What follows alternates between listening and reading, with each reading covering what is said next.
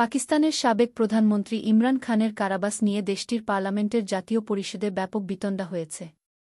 ইমরানের দল পাকিস্তান তেহরিক ই ইনসাফের পিটিআই দাবি, কারাগারে তাদের নেতাকে সুযোগ সুবিধা দেওয়া হচ্ছে না। তবে সরকারদলীয় পার্লামেন্ট সদস্যরা এ দাবি নাকচ করে বলেন, কারাগারে ইমরান ৫ তারকা হোটেলের মতো সুবিধা পাচ্ছেন। জাতীয় পরিষদে এ ঘটনা ঘটে গতকাল শুক্রবার। অধিবেশনে বিরোধী সদস্য ওমর আইয়ুব খান বলেন, পিটিআই প্রতিষ্ঠাতা কারাবন্দী ইমরান খানকে তার পরিবার ও দলীয় নেতাদের সঙ্গে সাক্ষাৎ করতে দেয়া হচ্ছে না। ইমরানের সঙ্গে দেখা করতে যাওয়া নেতাদের কারাগারের বাইরে হেনস্তার শিকার হতে হচ্ছে। তাদের ঘণ্টার পর ঘণ্টা অপেক্ষা করতে হচ্ছে। এরপর পরিকল্পনা ও উন্নয়ন মন্ত্রী আহসান ইকবাল এবং পাকিস্তান মুসলিম লীগ নওয়াজের PML-N সদস্য হানিফ আব্বাসী তাদের বক্তব্যে বলেন, পিটিআই সরকারের আমলে তারা ব্যাপক দমন পীড়নের শিকার হয়েছিলেন।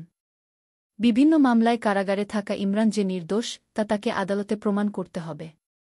গণমাধ্যমের সামনে কান্নাকাটি করলে চলবে না।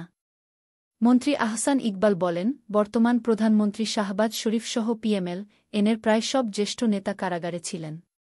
তারা যে নির্দোষ তা আদালতে প্রমাণ করতে পেরেছেন। কারাগারে ইমরানের সুযোগ সুবিধা না পাওয়ার অভিযোগের বিষয়ে তিনি বলেন, একটি ৫ তারকা হোটেলে যেমন সুবিধা পাওয়া যায়, কারাগারে ইমরানের জন্য সেসব সুবিধার ব্যবস্থা করা হয়েছে।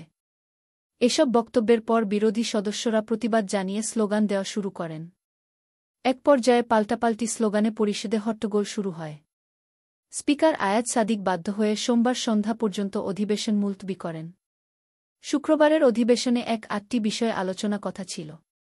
হট্টগোলের কারণে সে আলোচনাও সম্ভব হয়নি। শুধু প্রশ্নোত্তর পর্ব অনুষ্ঠিত হয়। তা ও আধা ঘণ্টা স্থগিত ছিল।